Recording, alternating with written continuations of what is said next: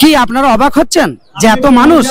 হ্যাঁ, এই শিবপুর ফুটবল ময়দানে এখানে মাননীয় সাংসদ প্রসূন বন্দ্যোপাধ্যায়, যাকে খেলার সম্রাট বলা হয়, তিনি কিন্তু আজকে এক বিরাট ফুটবল খেলার আয়োজনের এই মাঠে কিন্তু উপস্থিত এবং খেলা কিন্তু শেষ এবং প্রাইজ বিতরণ হবে এবং বিশিষ্ট জনেরা কিন্তু স্টেজে রয়েছেন এবং এই খেলার আজকের যে খেলা এই মাঠে তিনি এই খেলার যিনি সর্বদিক থেকে হেল্প করেছেন তিনি কে জানেন? তিনি হচ্ছেন অনুপ রায় এবং এই অনুপ রায়কে সকলে ধন্যবাদ দিচ্ছেন এবং এলাকাবাসী গর্ববোধ করছেন যে এরকম এত বড় ফুটবল খেলার আয়োজন আগে কখনো দেখেনি।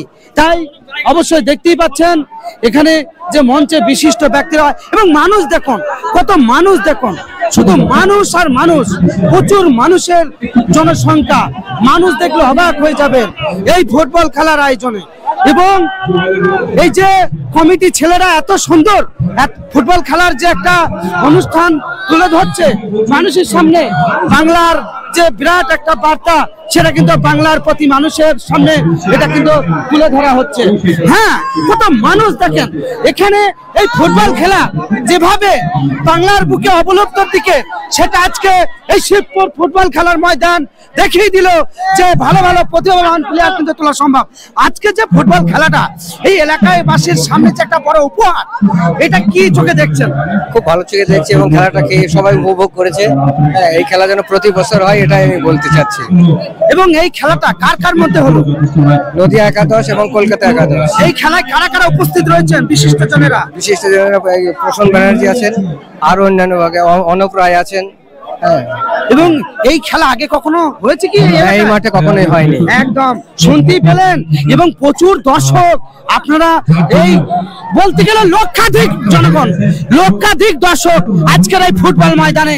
প্রচন্ড বৃষ্টি, সেই বৃষ্টির মাঝে আজকে যেভাবে মাথায় জল নিয়ে এই ফুটবল খেলা দেখলেন এবং মন দিয়ে যে তৃপ্তিমান যে খেলা আজকের দিনে আপনাদের সামনে তুলে ধরছি, দেখতেই পাচ্ছেন এই নদিয়া জেলার যে একটা নাকাশপাড়া থানা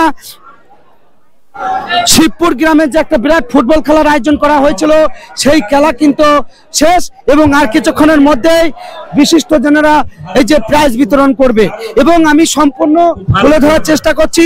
এখানে অভিনন্দন জানাবো, বহু দূর থেকে আমি দেখতে পাচ্ছেন প্রসূন বন্দ্যোপাধ্যায় খেলার সম্রাট, তিনি বার্তা দিচ্ছেন।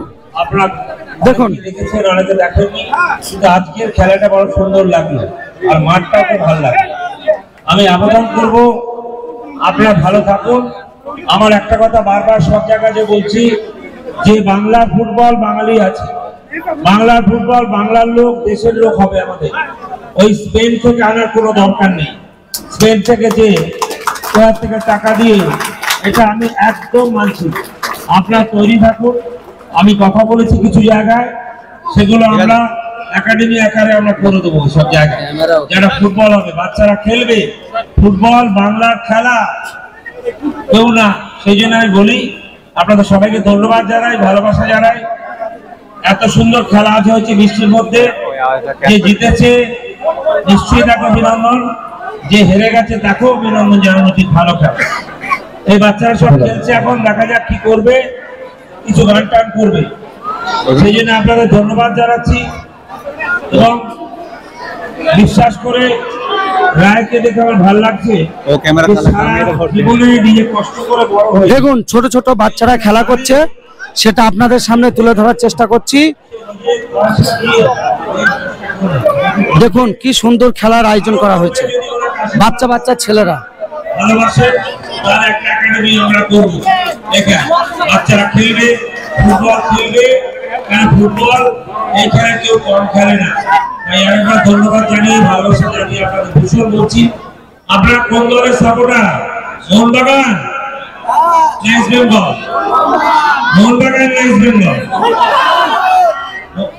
ইস্ট বেঙ্গল। ইস্ট বেঙ্গল কারা?